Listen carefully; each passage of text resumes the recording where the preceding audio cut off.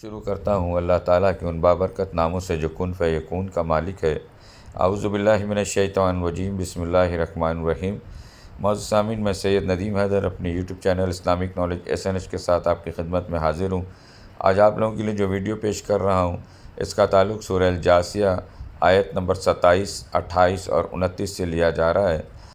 اس سورہ میں یہ بات بتائی جا رہی ہے کہ جس دن قیامت آ کھڑی ہوگی، اس دن جو باطل پر ہیں سخت نقصان اٹھائیں گے۔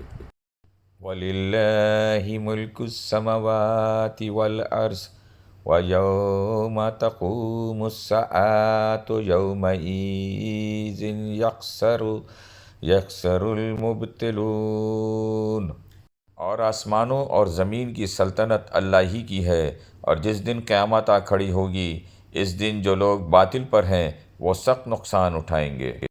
وَتَرَى كُلَّ أُمَّةٍ جَاثِيَةً كُلُّ أُمَّةٍ تَدْعَىٰ إِلَىٰ كِتَابِهَا الْيَوْمَ تُجْزَوْنَ مَا كُنتُمْ تَعْمَلُونَ۔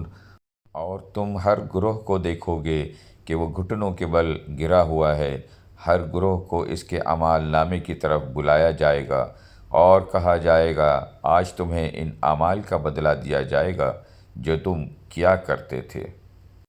ھذا کتابنا ینطق علیکم بالحق انا کنا نستنسخ ما کنتم تعملون۔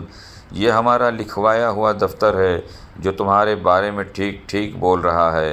تم جو کچھ کرتے تھے ہم اس سب کو لکھوا لیا کرتے تھے۔